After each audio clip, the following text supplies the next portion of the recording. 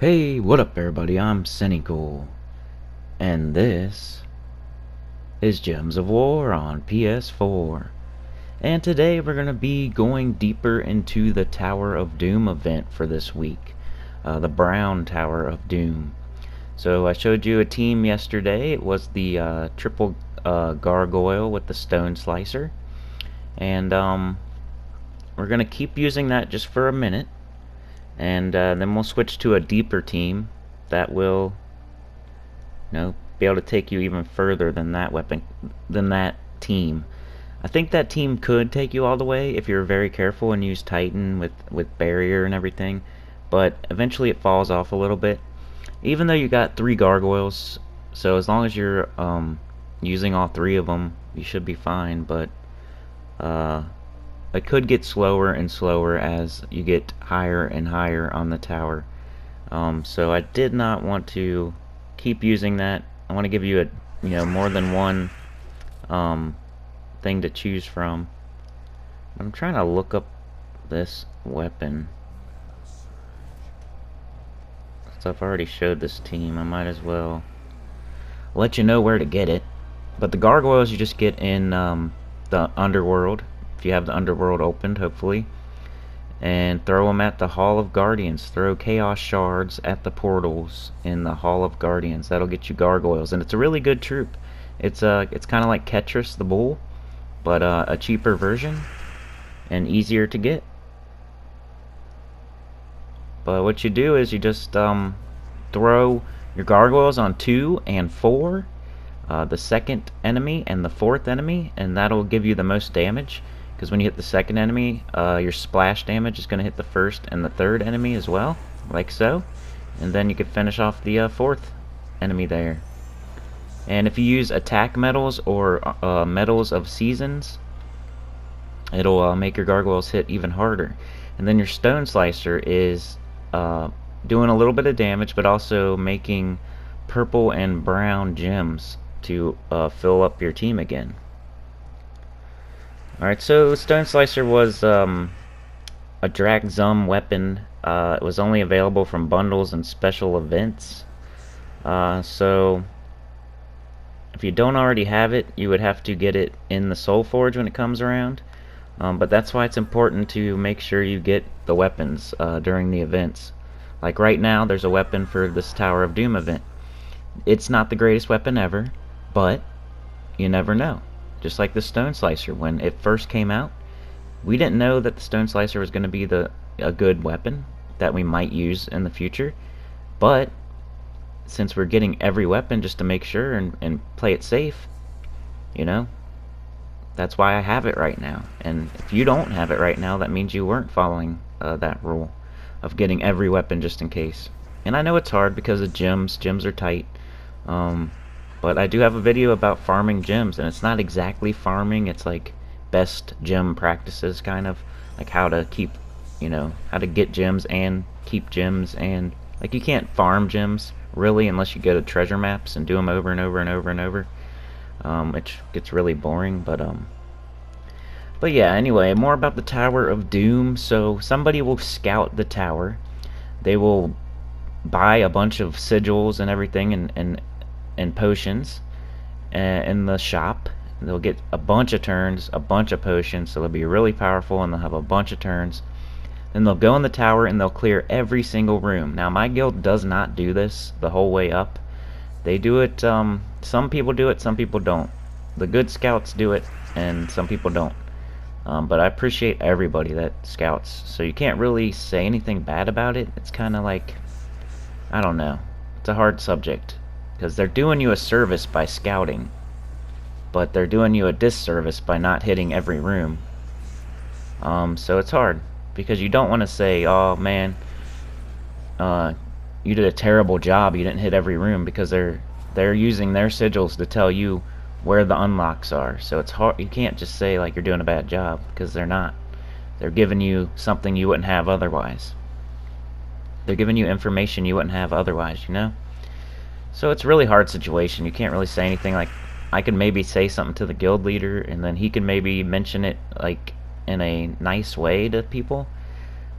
But then they're just not going to want to scout anymore if you do that, because what's the point if you have to spend a ton of gems to open, to go through every single room, and then you might not have enough scouts after that if you mention it. So I've heard people in the comments before saying that it's kind of BS that we don't do every single room, but we do about half of them, I'd say, half the rooms, and then after we get past a certain point, we just mark down like the unlocks and the lucks and stuff if we see them, and like fireballs, heroics, all that.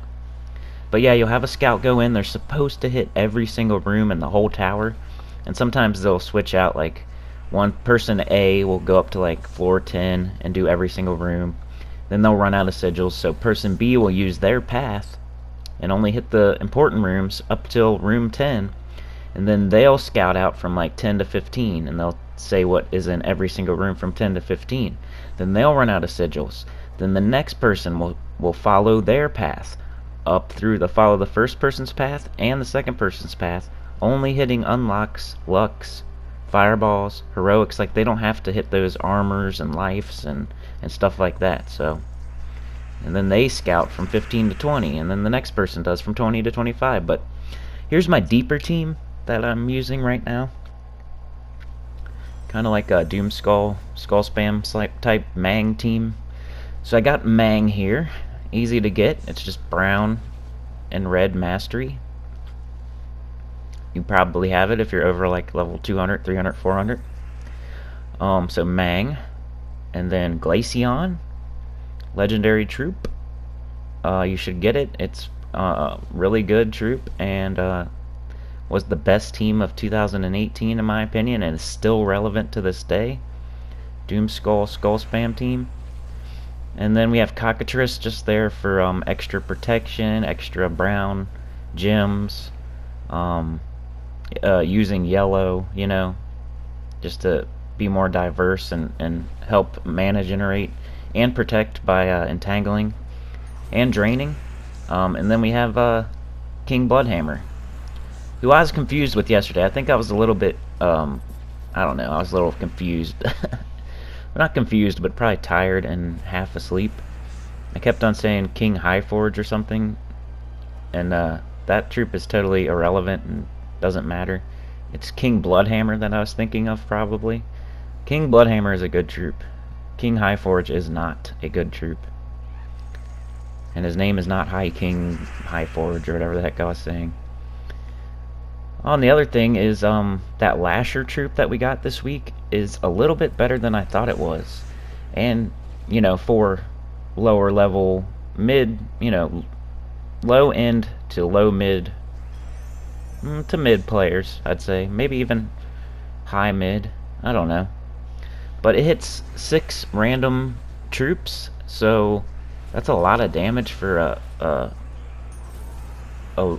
low rarity troop like that.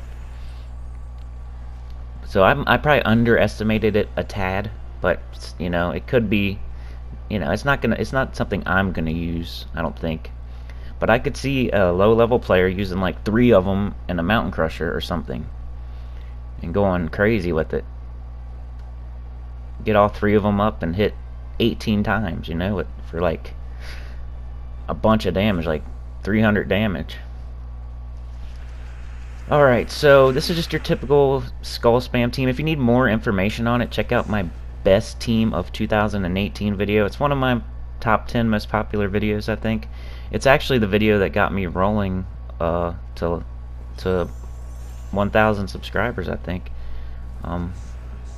Probably the video that put me on the map was the best team of 2018 video. And it'll show you how to use this team a little better, even though it's not the exact same, because instead of Cockatrice you have Apothecary, and but it still works. We have to use all brown for this team, so we can't use Apothecary because she's not brown. But yeah, this is the team I'd probably use deeper into the tower. And another team you could use, let's try to think of some other ones for you. Well, let me explain this team first. So Mang will strip armor and give itself attack. And then we have Titan. That's gonna, every time we match brown, we're gonna get barrier because of rock solid. Then we also have a dust storm where brown is dropping more often. So we're going to have a barrier on. We're going to be stripping their armor. We're going to be getting attack from stripping that armor. We got enrage on. We got a couple metals of seasons on for more attack. So we're barriered. They're entangled. We're getting enrage and attack and more attack when we strip their armor. We're making skulls and doom skulls with Glaceon and Bloodhammer, converting and getting extra turns and everything.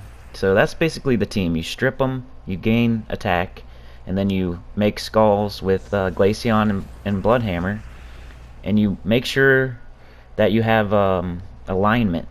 So Glaceon turns red to skulls and yellow to blue, and then Bloodhammer changes blue to doom skulls. So you want to make sure you have the correct alignment to where you'll get an extra turn. Early on, it's not as important. Sometimes I'll throw Glaceon without alignment and just hope I get it, and then it'll make a bunch of blue on the board to where Bloodhammer can fire off his and have alignment and just do a bunch of damage. So early on, it's not as important to have to inspect the board so carefully that you make sure you get an extra turn with your alignment. But later on, it's really important because you don't want to be giving them a bunch of doom skulls to hit you with, knock off your barrier, then kill you. Like, it's kind of it can backfire if you're not careful. So you've got to be really careful the higher up in the tower you get. The lower you are in the tower you get with this, the lower you are in the tower with this team, the less careful you have to be with firing off like Glaceon and Bloodhammer. But you always want to fire if you have Glaceon and Bloodhammer both fully charged. You want to fire Glaceon first, because he makes blue for Bloodhammer. So there will be more blue to turn into Doom Skulls. So, I don't know. That's my explanation for this team. And then Cockatrice is there to entangle, drain, make sure they don't use those skulls against you by entangling the first troop. And as far as Mang goes, you want to strip armor from the first troop down. You don't want to do from down to up, because you want to strip that first guy, because you're going to be hitting him with skulls. If you hit him with skulls first, you're going to knock his armor off, and you're not going to have any armor to strip. So you want to strip his armor first, then strip the second guy, then strip the third guy, then strip the fourth guy. Because you're going to be skulling from top to bottom, so you want to strip from top to bottom. If you strip from bottom to top, then you're only going to be able to strip a couple troops before your skulls are knocking their armor off from the top to the bottom, you know? So anyway, what else could we use? I was thinking about maybe using High King Iron Gut to do some devouring.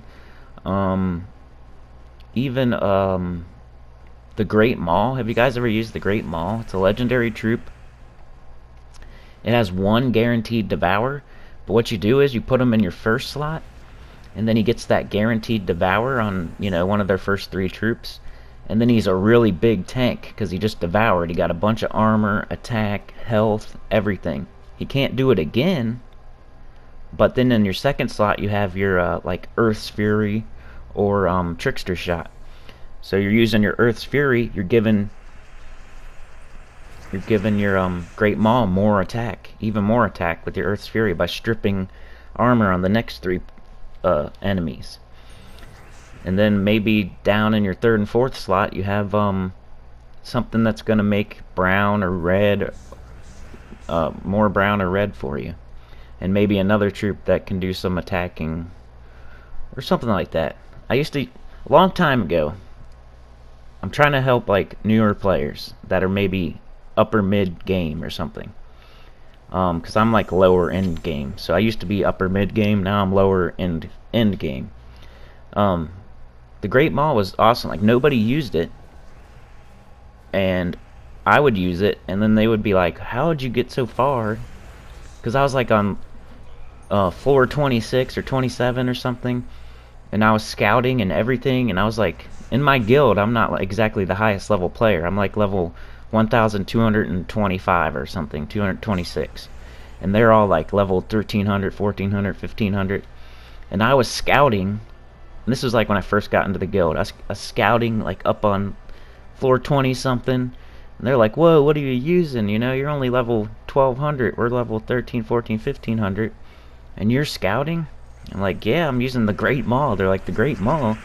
I'm like, yeah, you know, he devours. He's got a guaranteed devour, and then he's like huge on as a tank for you, and then you use like Earth's Fury, which gives him even more attack, and eventually, you know, you might die here and there, but it's really good and it works all the way up. But I don't know, just a suggestion. Maybe put Great Maw in your first slot, get that guaranteed devour, put Earth's Fury in your second slot, start getting attack, more attack for that Great Maw, and if he dies, then you got your Earth's Fury there with Titan, with a barrier, with all that attack you've been getting with your Earth's Fury as your backup.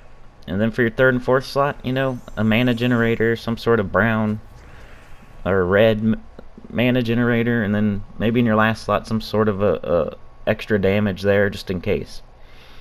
But yeah, that's what another option you could use.